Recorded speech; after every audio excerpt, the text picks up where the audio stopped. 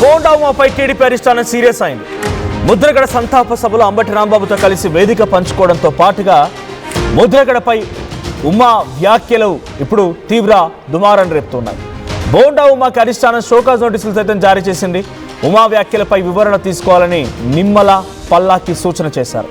ఉమా మాటల ఉద్దేశం ఏంటో కనుక్కోవాలని పల్లా నిమ్మలకి ఆదేశాలు జారీ చేశారు. ముద్రగడ సంతాప సభలో ఆలింగనం చేసుకున్నారు, ఆత్మీయంగా పలకరించుకున్నారు బోండా ఉమా అండ్ అంబటి రాంబాబు. 2019లో టీడీపీ అధికారం కోల్పోవడానికి ముద్రగడ కారణం అంటున్నారు బోండా ఉమా. ఈ వ్యాఖ్యలపై వివరణ ఇవ్వాలని కోరారు అధిష్టానం. ఇక షోకాజ్ నోటీసుల పైన బోండా ఉమా కూడా స్పందించారు. నేనేమి వైసీపీ సభకు వెళ్ళలేదంటూ బోండా ఉమా అంటున్నారు. జనసేన మాజీ నేత దాసరి రాము నిర్వహించినటువంటి ముద్రగడ సంతాప సభకు వెళ్ళాను. అంబటి కనిపిస్తే మర్యాదపూర్వకంగా పలకరించా. జక్కంపూడి రాజా నిర్వహించిన ముద్రగడ సంతాప సభకు జ్యోతుల నెహ్రూ, వంగవీటి రాధా కూడా వచ్చారు. వాళ్ళని కూడా వివరణ అడుగుతారా? నేను పార్టీకి ఇబ్బందులు కలిగించే పని చేయలేదు అంటూ బోండా ఉమా మాట్లాడుకొచ్చారు. ఒకసారి ఆ సంతాప సభలో బోండా ఉమా ఏం మాట్లాడారో చూద్దాం. సో అంతకంటే ముందు ఇక్కడ విజువల్లో చూడొచ్చు అంబటి రాంబాబు అండ్ బోండా ఉమా ఎంత ఆప్యాయంగా పలకరించుకొని మాట్లాడుతున్నటువంటి ఈ విజువల్ చూస్తున్నాం. ఒకసారి బోండా ఉమా ఏం మాట్లాడారో చూద్దాం. 2019లో మేము అధికారం కోల్పోవడానికి ముఖ్యమైన కారణం ముద్రగడ్డ పద్మనాభం గారి ఉద్యమం అని కూడా తెలియజేస్తా ఉన్నాం. అంటే ఈ కాపు సామాజిక వర్గం ఎటువైపు నిల్చుంటే అటువైపు ప్రభుత్వాలు వస్తాయి. రాష్ట్రంలో 5 కోట్ల జనాభాలో 1 కోటి మంది పైగా ఉన్నటువంటి బలిజాస్, కాపు, తూర్పు కాపు, ఒంటరి ఈ సామాజిక వర్గాలు అధికారాన్ని డిసైడ్ చేస్తాయి. వీళ్ళని అన్ని రకాలుగా వాళ్ళకి న్యాయపరమైనటువంటి సమస్యలు ఇందాక దాసరి రాము గారు చెప్పాడు. ఇంకా చాలా టైం ఉంది, ఇంకా చాలా సమస్యలు ఉన్నాయి. ఇంకా మన పెద్దలు చెప్పారు కొంతమంది. 2019 రైట్, ఇది బోండా ఉమా మాట్లాడిన మాట. 2019లో మేము అధికారాన్ని కోల్పోవడానికి ప్రధానమైనటువంటి కారణం ముద్రగడ ఉద్యమము. కాపులు ఎటువైపుగా ఉంటే ప్రభుత్వాలు అటువైపుగానే వస్తాయనేది ఆయన చెప్తున్నమాట. అయితే ఇప్పుడు ఈ మాట అండ్ అంబటి రాంబాబుతో వాళ్ళ యొక్క కలయిక, మాట్లాడుకోవడాలు, పలకరించుకోవడాలు ఇవన్నీ కూడా టీడీపీ అధిష్టానాన్ని ఒకసారిగా షాక్ గురి చేసి అందుకే అధిష్టానం షోకాజ్ నోటీసులు జారీ చేసింది. మంత్రి నిమ్మలకి అండ్ ఇంకోవైపు పల్లాకి, ఇద్దరికి కూడా రాష్ట్ర అధ్యక్షుడికి ఆ తర్వాత మంత్రికి ఇద్దరికి ఆదేశాలు జారీ చేశారు. ఆయన ఏమన్నారో ఆయన వివరణ ఏంటో తీసుకోండి అన్నట్టుగా ఆదేశాలు జారీ చేస్తే బోండా ఉమా కూడా కొంత ఆగ్రహానికి గురయ్యారు. సో నేను పార్టీకి ఇబ్బంది కలిగించే పని చేయలేదు, నేను ఒక జనసేన పార్టీకి సంబంధించిన మాజీ నేత, అక్కడ ఈ సంతాప సభ కార్యక్రమాన్ని పెడితే హాజరయ్యాను. జక్కంపూడి రాజా నిర్వహించిన ముద్రగడ సంతాప సభకు కూడా జ్యోతుల నెహ్రూ, వంగవీటి రాధా హాజరయ్యారు. మరి వాళ్ళకు కూడా వివరణ అడుగుతారా అనే రకంగా ఆయన క్వశ్చన్ చేస్తున్నారు. దీనికి సంబంధించి మరిన్ని అప్డేట్స్ ప్రతినిధి ఏపీ ఇన్పుట్ ఎడిటర్ కృష్ణమోహన్ సిద్ధంగా ఉన్నారు. కృష్ణమోహన్, బోండా ఉమా మాట్లాడిన మాటల్లో అధిష్టానానికి బాధించిన విషయం ఏంటి? అంటే 2019లో ఓడిపోవడానికి ముద్రగడ పద్మనాభం అనేటువంటి ఆ అంశం, ఆ వ్యాఖ్యలు బాధించాయా, లేదు అంబటి రాంబాబుతో కలవడం, ఆయనతో మాట్లాడడం బాధించింది అనుకోవాలా? సో అధిష్టానం యొక్క అబ్జెక్షన్ ఏంటి? డెఫినెట్ గా ఈ ఇటీవల కాలంలో వరుసగా 2 ఇష్యూస్ లో బోండా ఉమా మాట్లాడిన వ్యాఖ్యలు కొంత అధిష్టానానికి దెబ్బతీసినట్టు. అంటే ఇటీవల కాలంలో ఆయన ఒక బహిరంగ మీటింగ్ లో కూడా అసలు మొన్నటి వరకు వైసీపీలో ఉన్న నేతలు లేదు వైసీపీలో ఉన్న వాళ్ళని ఈ రోజు 5 మంది దాకా మంత్రి పదవులు ఇచ్చారు అనేది ఆయన మాట్లాడిన పరిస్థితి. మొదటగా అక్కడ చాలా బహిరంగ సభలోనే చాలా సీరియస్ గా పార్టీకి కష్టకాలంలో లేదు పార్టీని ఇంత దూరంగా తీసుకురావడం, తిరిగి గెలిపించడంలో కీలక భూమి వహించిన మాలాంటి వ్యక్తులు, అంటే అప్పుడు వైసీపీ ప్రభుత్వంలో బోండా ఉమా మీద జరిగిన దాడి, పల్నాడుకి వెళ్తున్నప్పుడు అతను ఆ కారులో వెనుకన్న తర్వాత బోండా ఉమా ఉన్న కారు మీద అక్కడ నాయకులు చేసిన దాడి, పెద్ద రాడ్లతో దాడి చేసిన విషయాన్ని ఒకసారి గుర్తు చేసి ఇప్పుడు వైసీపీలో నుంచి వచ్చిన నేతలకి మంత్రి పదవులు ఇస్తారా అంటే దాంట్లో ఆనం రామనారాయణ రెడ్డి, సుభాష్, తర్వాత సవిత, మండలపల్లి, తర్వాత ఐఎన్టీఆర్ మినిస్టర్, ఇట్లా పేర్లు అందరూ కూడా మాట్లాడిన పరిస్థితి అయితే చాలా స్పష్టంగా కనబడుతుంది. అప్పుడే కొంత పార్టీ లైన్ నుంచి కొంత ఆయనకి చెప్పే ప్రయత్నం చేశారు. కానీ మొన్న జరిగిన ఈ ముద్రగడ్డ సంతాప సభ, దాసరి రాము ఏర్పాటు చేసిన సభలో, దాసరి రాము చేసిన సభలో ఆ రోజు అంబటి రాంబాబు తర్వాత బోండా ఉమా రావడం, వాళ్ళిద్దరు కూడా కలిసి మాట్లాడుకోవడం, తర్వాత ఒకే స్టేజ్ పంచుకున్న తర్వాత అక్కడ 2019లో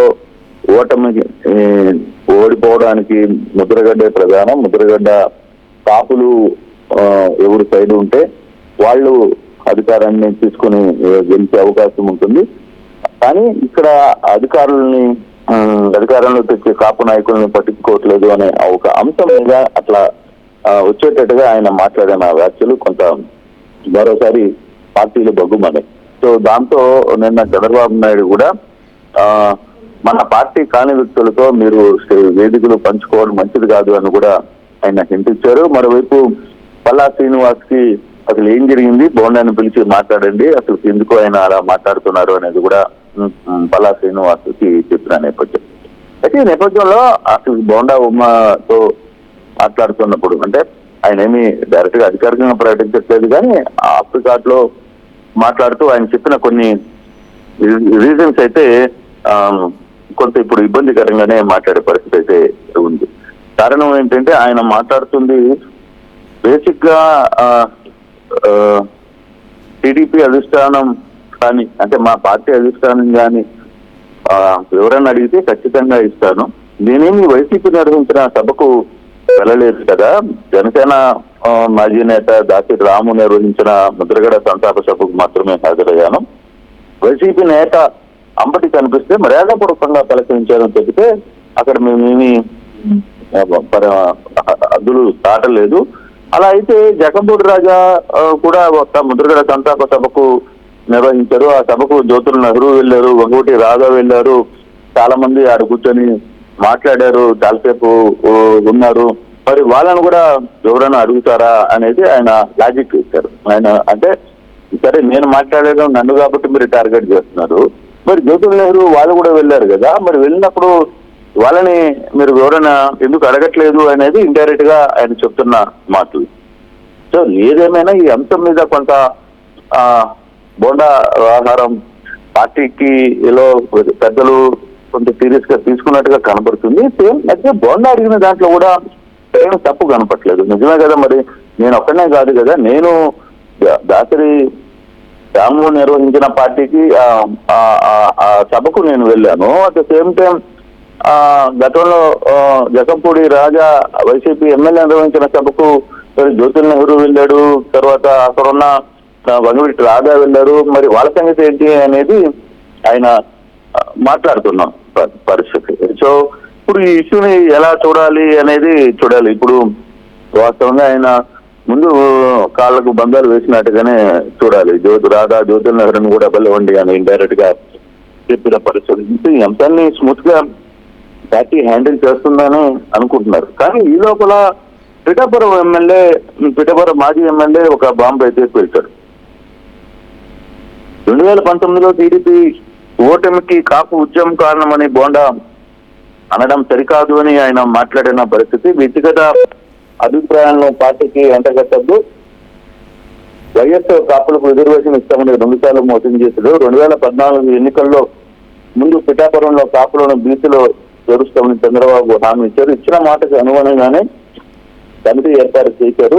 కాపులకు 3,13,000 కోట్ల కార్పొరేషన్ ద్వారా నిధులు ఖర్చు పెట్టారు. 5% రిజర్వేషన్ టీడీపీ ప్రభుత్వం ఇచ్చింది. ముద్రగడ దీక్ష సమయంలో ప్రభుత్వం తరఫున వెళ్ళిన బృందంలో నేను కూడా ఉన్నాను. చంద్రబాబు నుంచి మంచి ఉద్దేశంతోనే దీక్ష విరమణ చేసేలా కృషి చేశారు. 4,500 మంది కాపు విద్యార్థులు విదేశీ విద్యా ప్రయోగానికి చంద్రబాబు అవకాశం ఇచ్చారు అనేది వర్మ బోండాకి కౌంటర్ ఇస్తున్న పరిస్థితి.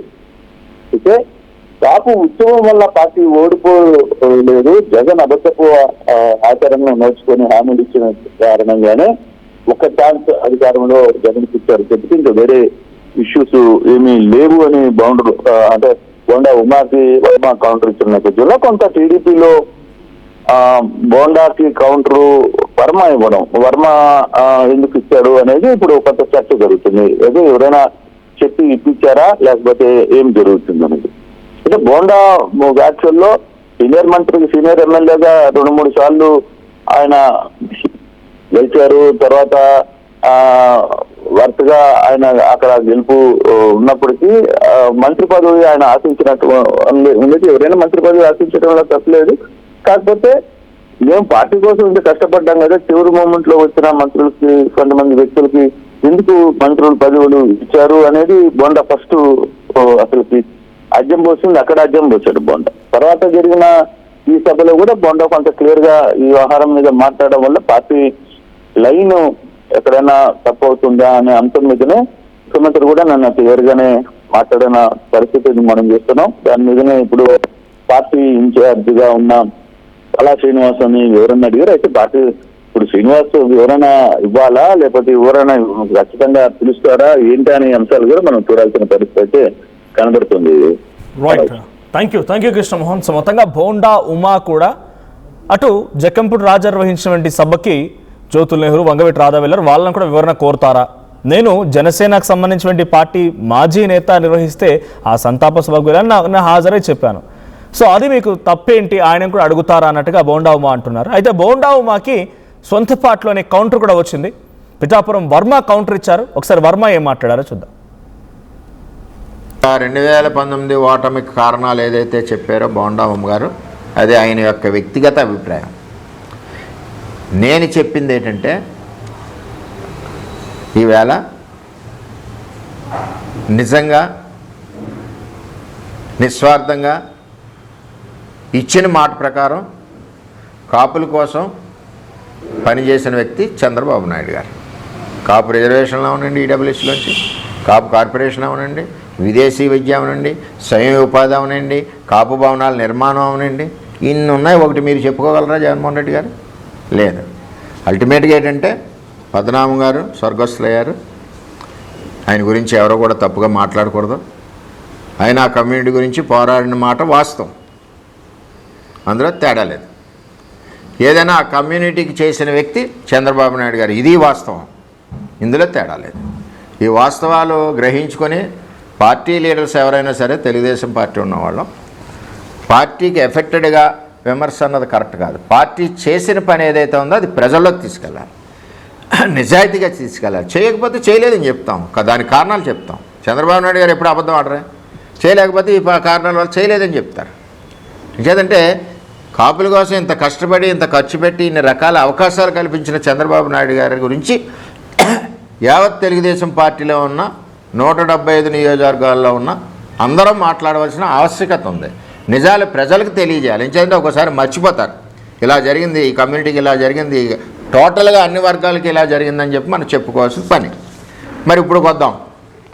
ఈవేళ కూటమి ప్రభుత్వంలో Telugu Desam party, Janasena party, BJP పార్టీలో ఈవేళ 25-26 బడ్జెట్లో 4,884 కోట్లు పెట్టారు.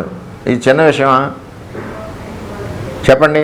ఈ భవనాలు అసంపూర్తిగా ఉన్నట్లు నిర్మాణం కోసం అవనండి, రుణాల కోసం అవనండి, ఇవన్నీ కూడా 4,884 కోట్లు పెట్టారు. మళ్ళీ విదేశీ విద్య మొదలైంది, స్వయం ఉపాధి రుణాలు మొదలవుతున్నాయి. మరి ఇవన్నీ చెప్పండి, మీరు ఏమైనా చేశారు 5 సంవత్సరాల్లో? చేయలేదు. కాపుల అభివృద్ధికి 2014-19లో చంద్రబాబు నాయుడు గారు చేసినట్టు ఏ ముఖ్యమంత్రి కూడా చేయలేదు. చాలామంది ఇచ్చారు ఉత్తరాలు, కోట్ల విజయభాస్కర్ రెడ్డి ఇచ్చాడు ఉత్తరం, సుఖం ఉంది. ఇవాళ చంద్రబాబు నాయుడు గారు ఆచరణయోగ్యంగా చెప్పిన విషయానల్లా కూడా వాళ్ళకి ఇచ్చిన హామీ ప్రకారం వెళ్ళారు. చంద్రబాబు నాయుడు గారికి కులాలు ఉండవు. ఏ కులం వెనకబడి ఉందో దాని మీద ప్రేమతో అభివృద్ధి ఆర్థికంగా నిలబెట్టడానికి చూస్తారు. అన్ని కులాలని కూడా అందులో పేదరికం లేకుండా చేయడమే చంద్రబాబు నాయుడు గారి యొక్క ఉద్దేశం. అది ఈరోజు కూటమి ప్రభుత్వం కూడా ఇదే ఆలోచనతో, కూటమిలో ఉన్న అందరు నాయకులు కూడా మరి ఈ రాష్ట్రాన్ని అభివృద్ధి పదంలో ముందుకు తీసుకెళ్తా ఉన్నారు. ఇందులో నా వ్యక్తిగత ఏజెండా కానీ ఇంకొకరి వ్యక్తిగత ఏజెండాని కానీ పార్టీలకి కులవకూడదు. ఎవరన్నా ఒక్కరు మాట్లాడడం వల్ల 175 నియోజకవర్గాలకి ఎఫెక్ట్ అవుతుంది. చేసిన పని చెప్పుకోవడం వల్ల 175 నియోజకవర్గాల్లో తెలుగుదేశం పార్టీ బలపడదు. చేసిన పని చెప్పుకోకుండా సరదాగా మాట్లాడితే ఏమవుద్దని చెప్పి మనం తప్పుగా మాట్లాడడం వలన పార్టీకి నష్టం జరుగుతుంది. అవన్నీ కూడా మనం మాట్లాడేటప్పుడు నేను అవ్వచ్చు, నేను ఏదైనా చెప్పాలనుకున్నప్పుడు అది ఒక నష్టం జరుగుదామని ఒక ఆలోచన వచ్చినప్పుడు నా వ్యక్తిగత అభిప్రాయం ఇది, పార్టీకి సంబంధం లేదని చెప్పి నాయకులు ఎవరన్నా సరే నెక్స్ట్ మనం మాట్లాడచ్చు. అట్ ది సేమ్ టైం నేను బల్లగుద్ది చెప్తున్నా, గంటాపదంగా చెప్తున్నా, ఎవడ చర్చకు వచ్చినా సరే రావచ్చు వైసీపీ వాళ్ళు. చంద్రబాబు నాయుడు ఒక్కడే కాపుల కోసం పెద్దపీట వేసిన నాయకుడు చంద్రబాబు నాయుడు గారు. అటు రిజర్వేషన్లో కానీ, ఇటు కాపు కార్పొరేషన్ నిధుల్లో కానీ, విదేశీ విద్య ఇవ్వడంలో కానీ, అలాగే స్వయం ఉపాధి యూనిట్స్ ఇవ్వడంలో కానీ, కాపు భవనాల నిర్మాణంలో కానీ ఇన్ని రకాలుగా చంద్రబాబు నాయుడు గారు మరి కాపులకి అండగా నిలబడ్డ నాయకుడు చంద్రబాబు నాయుడు. అదే బీజం వేసిన నాయకుడు చంద్రబాబు నాయుడు గారు ఎక్కడ వేశారు? కాపులకి మొదటి వాగ్దానం ఎక్కడ ఇచ్చారంటే అది పిఠాపురం నడిబొడ్డున ఇవ్వడం జరిగింది. చంద్రబాబు నాయుడు గారు బస్సు యాత్రకు వచ్చినప్పుడు ఎలక్షన్ ముందు ఇచ్చిన ప్రతిదీ కూడా తూచా తప్పకుండా ముందుగా డెవలప్ చేసుకుంటూ వెళ్ళారు. ఈవేళ కాపులకి నిజమైన నాయకుడు, నిజంగా 14-19లో న్యాయం చేసిన నాయకుడు ఎవరంటే అది చంద్రబాబు నాయుడు గారు. ఈవేళ కూటమి కూడా అదే పరిస్థితుల్లో పనిచేస్తుంది, అదే పద్ధతిలో పనిచేస్తుంది. 5 సంవత్సరాలు మీరు కాపులకు కావాల్సిన సంక్షేమాన్ని మొత్తం అంతా వదిలేశారు. విదేశీ విద్యార్థులు ఎంతమంది ఉన్నారు? 1200 మంది ఆన్లైన్లో ఉన్నారు. కొట్టాతలు పడండి అన్నారు జగన్ గారు, 1200 మంది కొట్టేశారు. అలాగే ఈ రిజర్వేషన్ ఉండడం వలన సచివాలయం ఉద్యోగాలు 1400 మందికి వస్తాయి, అవి కూడా 14,350 మందికి వస్తాయి. ఆ రిజర్వేషన్ కూడా కొట్టాతలు పడమన్నారు. ఇవన్నీ కార్యక్రమాలు కూడా మరి చంద్రబాబు నాయుడు గారు ఏదైతే చేశారో ఆ చేసినది మళ్ళీ ఇక్కడ ప్రజల్లో కనపడకూడదన్న దాంతో చేశారు. చంద్రబాబు నాయుడు గారు 400 కోట్లతో మరి యూనిట్స్ ఇచ్చారు, స్వయం ఉపాధి యూనిట్స్. మీరు ఒకటి కూడా ఇవ్వలేదు. మరి ఇదేమనాలి? అలాగే దగ్గర 40,000 మంది సుమారు కాపు కార్పొరేషన్ సంబంధించి లోన్స్కి లైన్లో ఉంటే వాళ్ళని కూడా తీసేతలు పడేశారు. ఏది ఇచ్చినా సరే మీరు ఆఖరికి పెన్షన్ ఇచ్చినా సరే కాపు కార్పొరేషన్లో చూపించి మేము చేస్తున్నామని చెప్పుకున్నారు తప్పితే అన్నిటికంటే ముఖ్యంగా జగ్గంపేట మీటింగ్లో నేనేమీ చేయలేనని కూడా మీరు ఒప్పుకున్నారు. దీన్ని బట్టి 2019 ఓటమికి దీనికి ఏ విధమైన సంబంధం లేదు. దానికి ప్రత్యేక కారణాలు ఉన్నాయి. అమలు కాని హామీలని టెంప్ట్ అయ్యేలాగా ప్రజలకు చెప్పడం, పాదయాత్రలో ఊరికొక హామీ ఇవ్వడం, ఊరికో బడ్జెట్, అలాగే ఒక్కసారి ఛాన్స్ ఇవ్వండి రిక్వెస్ట్ చేసిన విధానం, ఇవన్నీ కూడా ఆయనకి కలిసి వచ్చినాయి. అంతే తప్పితే ప్రత్యేకంగా 2019 ఓటమికి బోండా ఉమ్మగారు చెప్పిన దానికి ఏ విధమైన సంబంధం లేదు. అది వ్యక్తిగత అభిప్రాయం బోండా ఉమ్మగారిదని మేము తెలియజేస్తూ ఉన్నాం.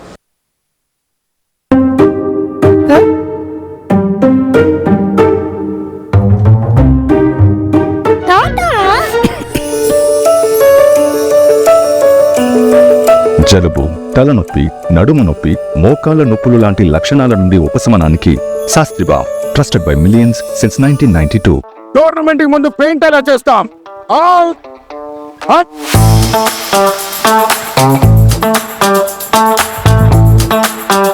ప్లాన్ అయితే చాలా బాగుంది సార్. స్టేడియం పరిస్థితి చూడండి.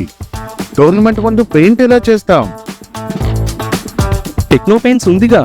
Techno paints, township, dam, stadium లేదా మనీళ్లు, పెయింట్స్ నుంచి పెయింటింగ్ వరకు పూర్తి సొల్యూషన్ కావాలంటే మేమున్నాం. కానీ సార్, టైంకి పూర్తవుతుందా? రోజుకు 23 లక్షల స్క్వేర్ ఫీట్ పెయింటింగ్ చేయగల సామర్థ్యం, 5,000 మంది స్కిల్డ్ లేబర్ టీమ్ మా వెంట ఉంది. 23 లక్షల? అవును. ప్రపంచ స్థాయి రంగులు, అద్భుతమైన షేడ్స్ తో భారతదేశపు అసలైన పెయింట్ మరియు పెయింటింగ్ శక్తిని మేమే. V R techno paints. Techno paints. I'm Dheeraj, a doctor, a photographer. I'm in fine. At Anurag University, be everyone you dream to be.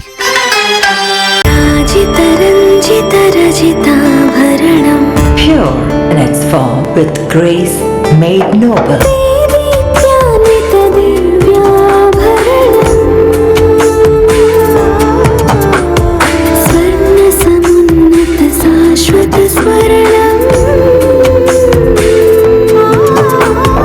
మందిరాయిని మన Veera Premium Silver Jewelry by Manipali. అందరికీ నమస్కారం. నేను మీ అనసూయ భరద్వాజ్. ఆషాఢ మాసం సందర్భంగా మన కాసం ఫ్యాషన్స్ ఏపీ అండ్ తెలంగాణలోని 24 stores లో సరికొత్త ఆఫర్స్ తో మీ ముందుకు వస్తుంది. అంతేకాదంలో ఈ ఆషాఢ మాసంలో మన ప్రత్యేకత కిలో చీరలు కొనండి, అరకిలో చీరలు ఉచితంగా పొందండి. ఏం కొన్నావురా? అమ్మకి 10, అత్తమ్మకి 6, అమ్మమ్మకి 4 కేజీలు చీరలు మావా. అబ్బో ఇక్కడ కేజీ చీరలు కొంటే 1 కేజీ చీరలు ఫ్రీ అంట. Churidar, men's wear, kids wear 1+1, 2+1 మస్తు ఆఫర్లు ఉన్నాయి. మరి ఇంకా మాంగళ్య ఆషాఢం కేజీ సేల్ అంటే తెలుసు కదా. మాంగళ్య షాపింగ్ మాల్ కేజీల్లో సేల్, టన్నుల్లో ఆనందం. ఎప్పటికప్పుడు నయా న్యూ ట్రెండ్ ని మనకు అందిస్తూ అప్పుడు ఇప్పుడు ఎప్పుడైనా మనందరి చాయ్ కిసాన్ ఫ్యాషన్ మాల్ వచ్చేస్తుంది మన ECL కి జూలై 24న గొప్ప ప్రారంభం.